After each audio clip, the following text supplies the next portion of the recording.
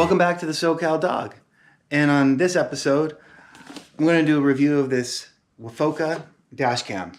This one is really interesting because instead of it just being something that you place on your windshield, something on your dashboard, it actually replaces the plastic bezel behind your rearview mirror. And so when they reached out, I was pretty excited because I've been looking at these dash cams for a while now, and all of them seem to have wires hanging down. All of them seem to just let you know that they're there. Even the factory Toyota dash cam is very much right there and in your face. And I didn't like that. I wanted it to be something that I was able to look factory, kind of be hidden, and just look like it's always been part of the car. I'm really excited about this product. I'm gonna do an unboxing, I'm gonna do a review, and then just give you my honest thoughts of this product, and hopefully give you a good understanding as to whether or not this product's for you.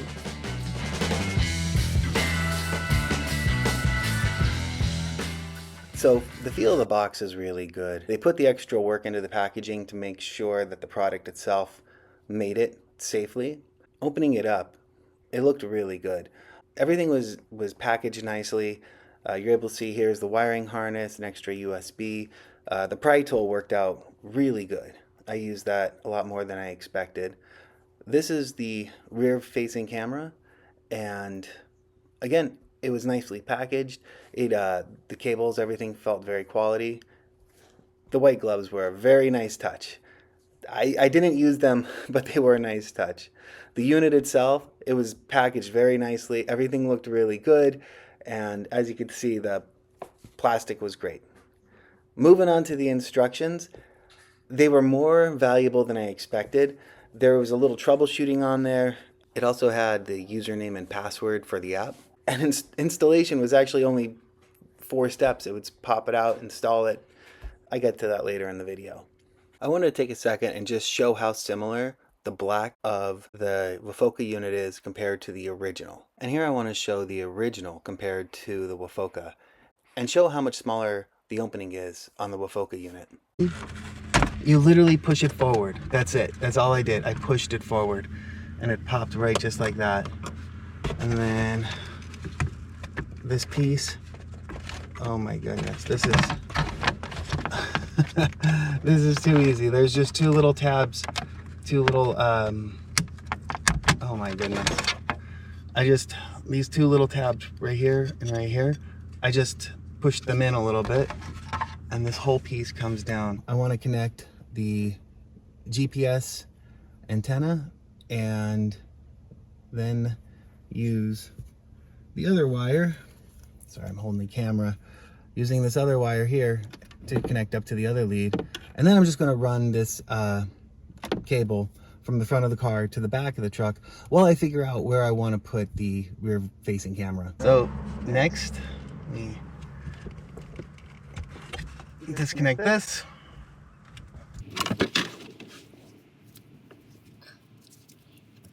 Plug in the harness.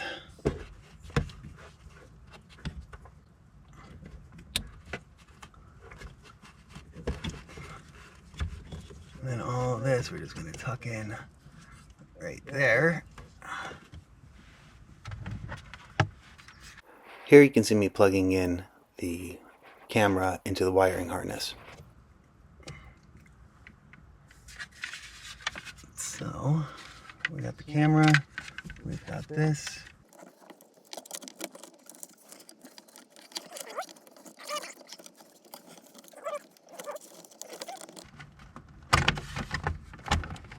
Oh, there we go.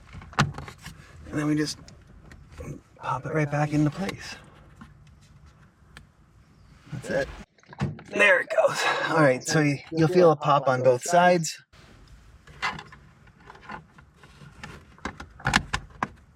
And that looks pretty good. I was pleasantly surprised by the clarity of the video. It is advertised as a 4K front and 1080 rear.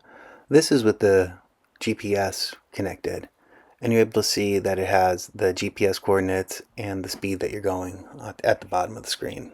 Once I have a little bit more practice, I'm going to remount the rear camera so it's a little bit higher on my window. And here's a before and after of what it looks like in the truck. Here's the opening screen to the app, and you're able to see a couple of buttons there: connected, settings, downloads. First, let's jump into the connected screen, and you're able to see the video is recording currently, speedometer at 0, but it even shows the altitude and a few other settings there. Let's get into the videos. There's front, there's rear. You could select any of these and they will play. Here's a quick shot of that, and you're able to see the speedometer and your location. This is the emergency videos, and here are some photos. And we're going to jump into the settings. In settings, you can see that we have 4K 1080p for the front and rear camera. Then we get to the video codec of H.624. I have sound recording off, video duration 1 minute, and we have a few other settings in there. As you can see, most of this is set from the factory. The only two that I have turned off are speaker volume and sound recording. The app itself is very simple to use. I really didn't have much trouble getting through this. So if you're having a hard time connecting the Wi-Fi, I had to turn on location while using and local network. One of the things I wanted to add is there is a fuse box option if you didn't want to plug into the camera in the dash. So plenty of options available, and you'd be running this in the same general area that you're going to be running the wire for the rear facing camera. All right, final thought on the Wefoka dash cam. I like it. I'm impressed. Video quality was really good. The setup, very easy. The app that comes with it, very intuitive. I had a little bit of a troubleshooting with it. Again, you saw it earlier. It looks really good. If I'm in a bind and I need to get the information right off of here, I could just go to my phone, get it. If I have time and I saw something very cool driving down the highway, I just pop the SD card out. The big question that you would have to ask yourself is it worth getting the rear-facing camera?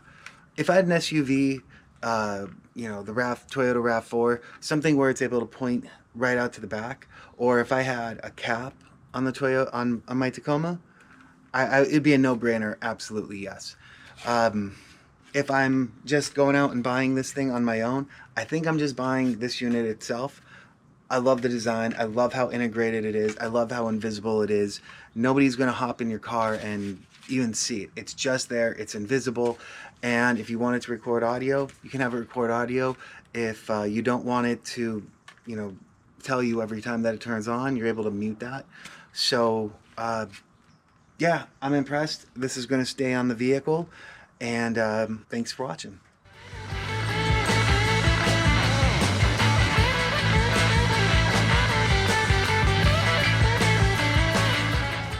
If you enjoy content like this, please like and subscribe.